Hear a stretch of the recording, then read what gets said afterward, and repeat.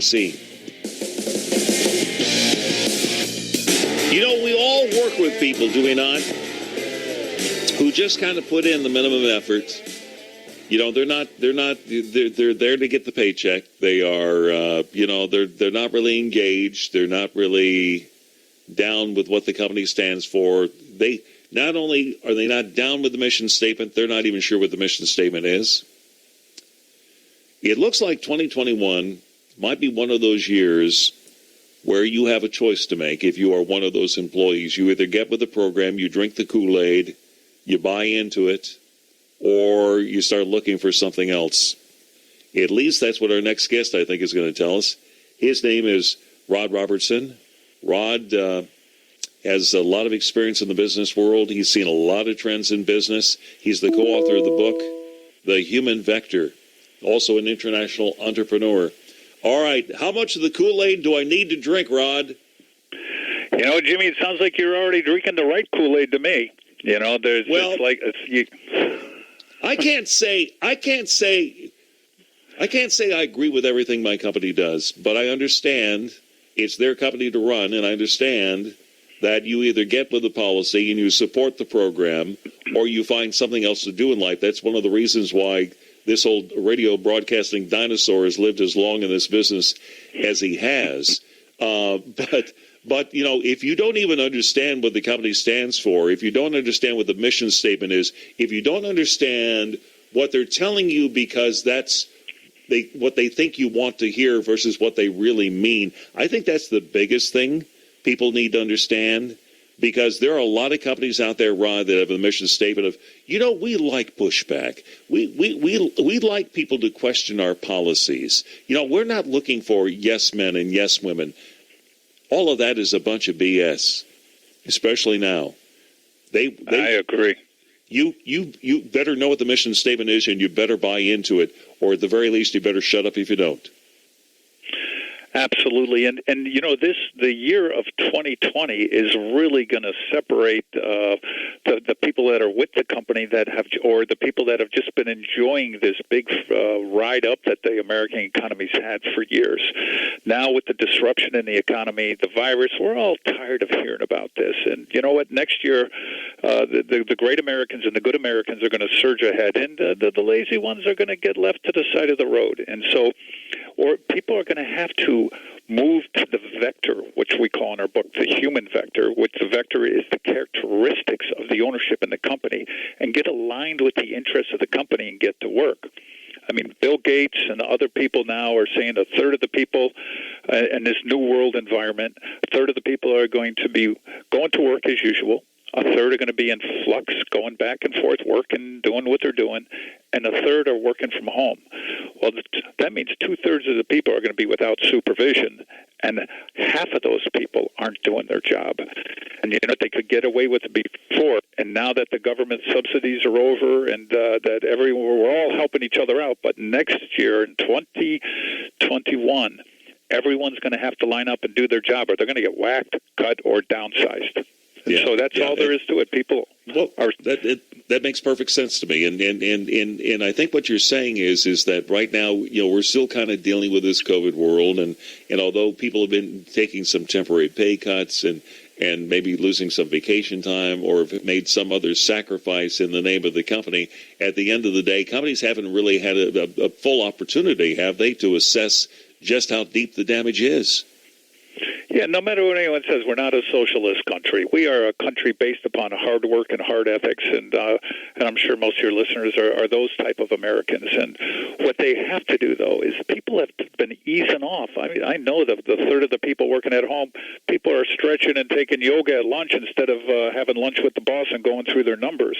I mean, people have been taking advantage of this, and I sit on all sorts of boards, and we're having meetings all day long, and we're putting zeros on people's backs that we know are at home thinking they're surfing along, but everyone's got to wake up and get with the company message. It's pretty hard to hide, though, if you're in certain sorts of occupations, right? If you're a sales guy, how and you're just, you know, goofing off, you're not getting out there selling stuff, that shows up pretty quickly, doesn't it? It does and it doesn't, because everyone's been giving everyone a break. But I can tell you, the January 1st is going to be the new starting gate, and people are going to sit there and say, we are going to cut overhead by 20%. And you know what? We're going to keep the great people, and the people that are at home, doing what they have to do and not doing company business, those people better wake up. And, this whole virus shakedown is great for the young people. I mean, they're going to thrive ahead. There's going to be a lot of dead wood in the organization that they've always had a reward to that's going to get washed out, and they're going to be able to jump and accelerate their careers by 10 years. So I think it's an awesome situation for the young, and for the older people like myself and everyone working, we better pay attention to these young people and find a mentor so they can teach us about technology. Wow, that's an opposite way of thinking for a lot of older Americans, isn't it, to find a young person to mentor you? Oh, absolutely. And I have a young guy from Facebook now who he can't believe what a nitwit I am, and he stares at me with astonishment.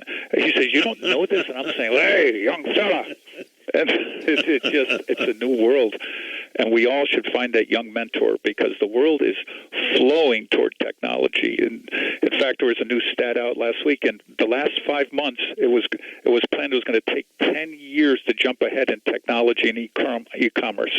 And this acceleration is going to continue, and people that aren't going to technology are really going to get left behind. So, like it or not, you got to get on the tech train. You got to train yourself at night. You have to listen to the smart people at work, and you have to listen to the bosses if you want to stay in the groove. Yeah, that all makes sense to me.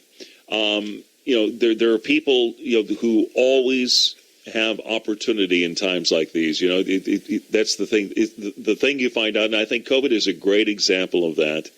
And it's a silly example, Rob, but I knew you could appreciate this because it's a business world example. There's some businesses we all know, restaurateurs who have shut down and are likely not to reopen again.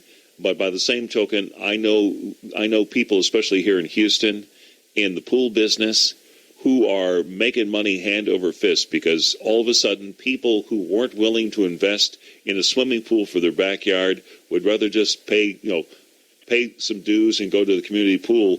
They don't want to take their kids to the community pool anymore. They're afraid to do it. They want to be able to keep their kids in their own backyard where they can watch them. They want the kids to play in the pool in their own backyard so they don't have to worry about who else is there and whether or not they're infected with something. There always are business opportunities, even in the worst of times. Yes, and this is what America's great about. We flow to opportunity like no other country on earth. And you know what? All these restaurant workers that we feel for, you know what? They're going to be great salespeople. They're going to have other jobs. They're going to work for the pool company. They're going to be executives somewhere, and they're going to do it. And and then woe to the people over 45 or so that everyone's going to say, hey, these people aren't with it. That's not true. You don't have to be a full-time employee anymore. You can be a gig employee, and all of us don't like about 50-60% of the job we do, the mechanical or technical or people part. Well, as a gig employee, you can do what you're really good at, mentoring, coaching, teaching, and selling, or whatever you're good at. Do that, and just have a couple jobs, and don't get stuck behind some young whippersnapper who's going to browbeat you, and you're not going to like it.